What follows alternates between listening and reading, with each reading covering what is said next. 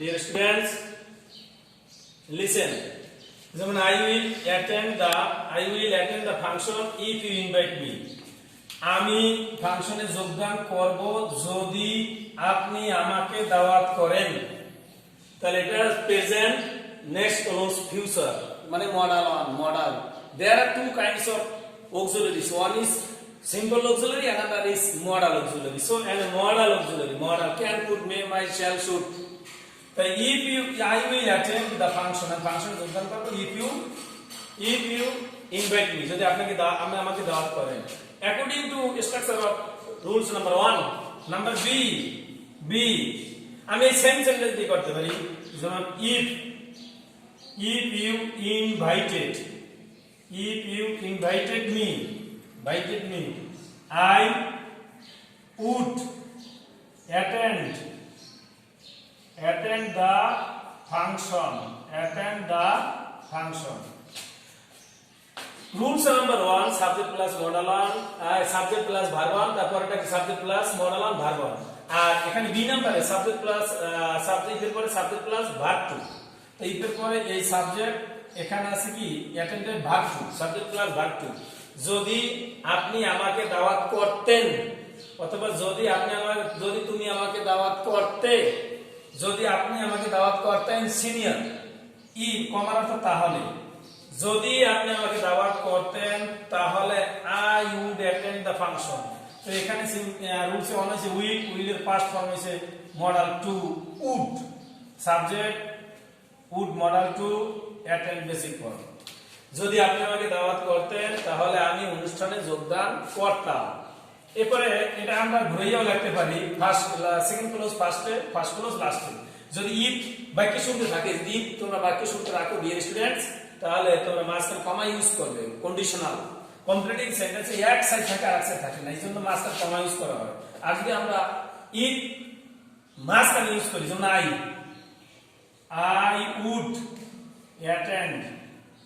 I would attend the function, আমি ফাংশনে যোগদান করতাম if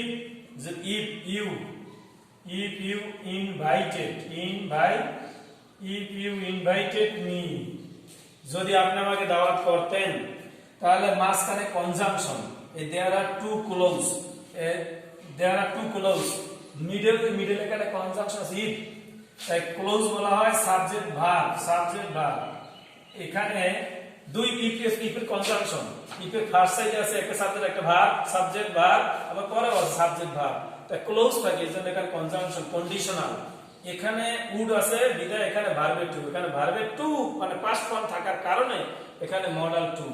rules number B, subject plus if এর পরে সাবজেক্ট প্লাস ভার্ব 2, তাহলে সাবজেক্ট প্লাস মডাল 2 ভার্ব 1। এবার rules number C dear students, এটা দিয়েই করা যাবে। Rules number C, subject plus had plus verb 3, subject plus had plus verb 3। এর পরে ইফ ইজ কনজাংশন, ইফ অর্থ যদি, মাঝখানে কমার অর্থ তাহলে, ভাই কি শুধু ইফ থাকে, ইফ অর্থ যদি আর কমার অর্থ তাহলে। তো কমার অর্থ যদি কমা তাহলে, তো ইফ এর পরে subject plus had plus verb 3, তাহলে পরেরটা হবে subject plus would have verb 3। তাহলে আমরা ইউজ করি এটা দিয়ে সেম সেন্টেন্স যেমন if you had invited me,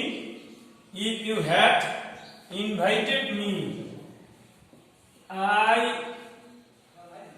would have attended the function. Dear students, if you had invited me, যদি তুমি আমাকে দাওয়াত করতে, তাহলে I would have attended the function, আমি অনুষ্ঠানে যোগদান করতাম।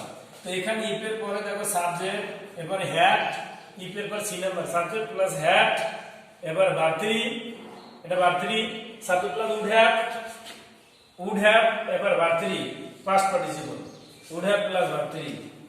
এটাও আমরা সেম তোমরা ইউজ করলে এখানে সেকেন্ড ক্লোজ ফার্স্টে দেওয়া যাবে, ফার্স্ট ক্লোজ লাস্টে দেওয়া যাবে। যদি আমরা তখন ইফ মাঝখানে থাকবে, ইফ মাঝখানে থাকলে আর কমা থাকবে না।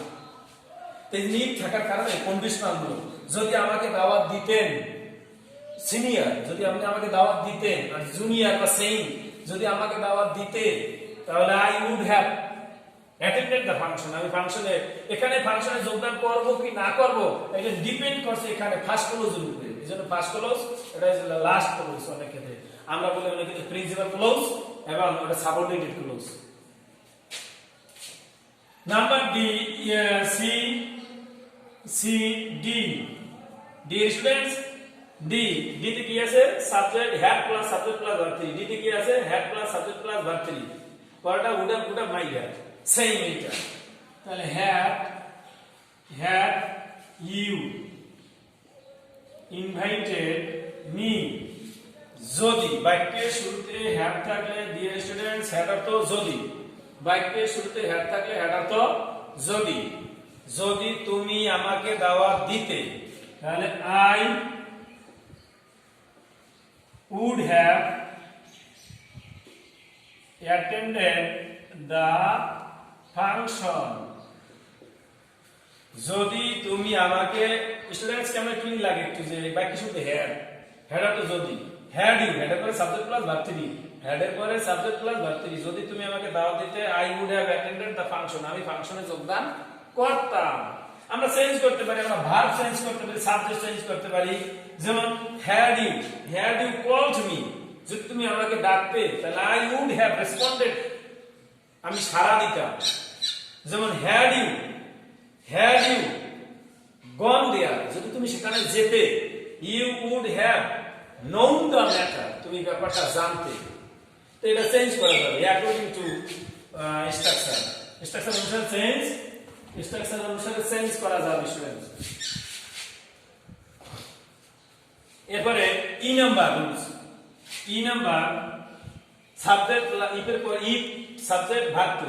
যদি অক্সিলারি হয় তখন আমরা ওয়্যার ইউজ করব, যদি প্রিন্সিপাল ভার্ব ইউজ করি তখন আমরা ওয়্যার করব না। ওয়্যার হবে am is are was were ভিতরে, am is are was were, শুধু ওয়্যার হবে যদি অক্সিলারি ইউজ করি। আর যদি অক্সিলারি ইউজ না করি তাহলে মেইন ভার্বের পাস্ট ফর্ম হবে। যেমন if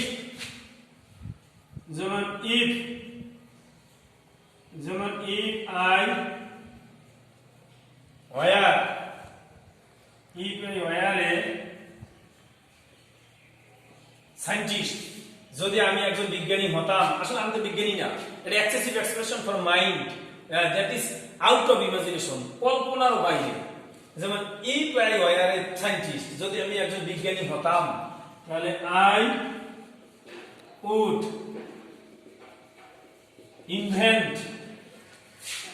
invent a vaccine against coronavirus.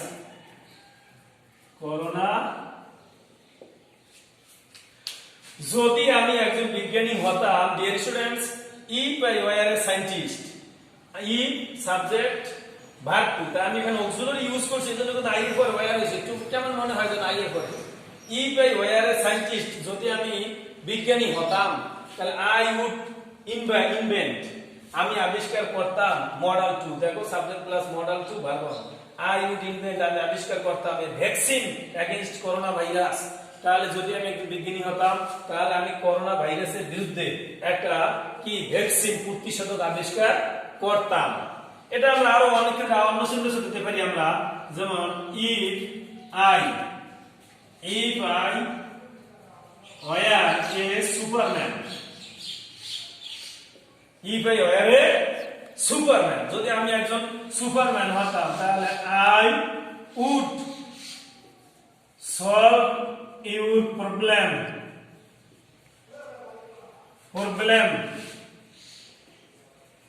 Quickly.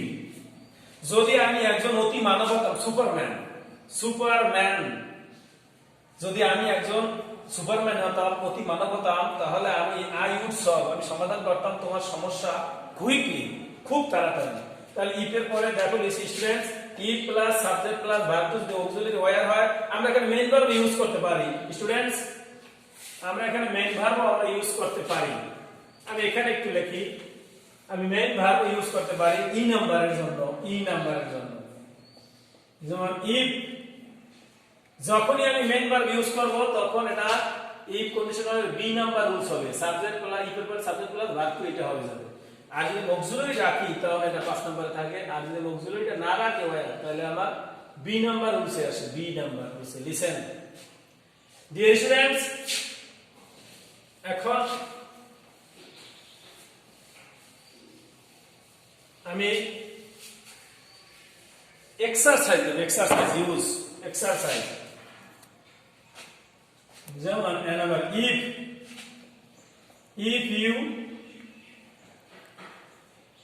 study hard, completing sentence, if you study hard, যদি তুমি কঠোর লেখাপড়া করো, যদি তুমি কঠোর লেখাপড়া করো। নাম্বার সি, বি নাম্বারে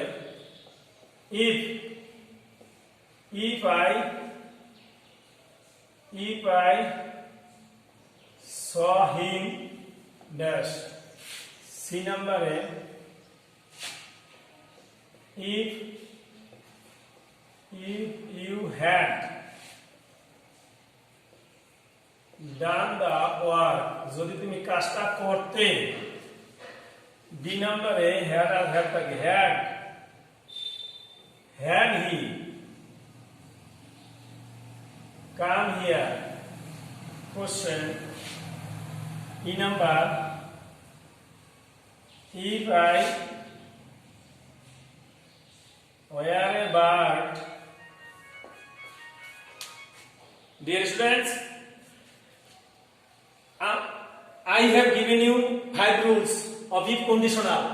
Rules number 1, if subject plus verb 1, subject plus verb 1, যদি তুমি কঠোর লেখাপড়া করো তাহলে এখানে কি হবে? এখানে হবে যা subject plus modal on verb on. Grammatical answer, grammatical rules, if you study hard, তুমি কঠোর লেখাপড়া করো তাহলে আমরা কি অ্যানসার করতে পারি এই স্ট্রাকচারে? তাহলে you will do well in that examination. দেখো ইউ সাবজেক্ট, উইল মডাল অন, ডু ভার্ব অন। তাহলে যদি তুমি কঠোর লেখাপড়া করো তাহলে তুমি পরীক্ষায় ভালো করবে। এটা সিচুয়েশনাল ক্রিয়েটিভ, সৃজনশীল। তুমি এটা যদি তুমি কঠোর লেখাপড়া করো তাহলে you will obtain GPA 5 in your SSC examination. if I saw you, if subject এখানে আছে saw verb 2, তাহলে এর স্ট্রাকচারটা দেখি। if I saw him, আমি যদি তাকে দেখতাম তাহলে কি হবে? সাবজেক্ট প্লাস এখানে স্ট্রাকচারটা হবে সাবজেক্ট প্লাস মডাল 2 ভার্ব 1। যদি আমি তাকে দেখতাম তাহলে কি লেখা? তাহলে এই স্ট্রাকচার অনুসারে I would call him। আচ্ছা, যদি আমি তাকে দেখতাম তাহলে আমি তাকে ডাকতাম, subject plus modal 2 verb 1। Structure লিখতে হবে না, জাস্ট ফর টিচিং, এটা দেখানোর জন্য তোমাদেরকে। Dear students, if you had done the work, যদি তুমি কাজটা করতে তাহলে আর পরেরটা যদি সাবজেক্ট প্লাস would have, তাই I would have been happy, আমি অনেক খুশি হতাম। যেমন তোমার বাবা তোমাকে বলছে, ইউর ফাদার, যে তুমি যদি তুমি কাজটা করতে তাহলে আমি অনেক খুশি হতাম। তাহলে আই উড হ্যাভ, এই বিন হইছে ভার্ব 3, যে ইয়াম ইজ আর অজার আর ভার্বের 3 মানে পাস্ট পার্টিসিপল হইছে বিন। তাই I would have been happy, আমি অনেক খুশি হতাম যদি তুমি কাজটা করতে, আমি অনেক খুশি হতাম। Related answer, related. had he come here, come verb list. যদি তুমি এখানে আসতে তাহলে আমি কি would have হবে? I would have helped you, যদি তুমি এখানে আসতে তাহলে আমি তোমাকে সাহায্য করতাম।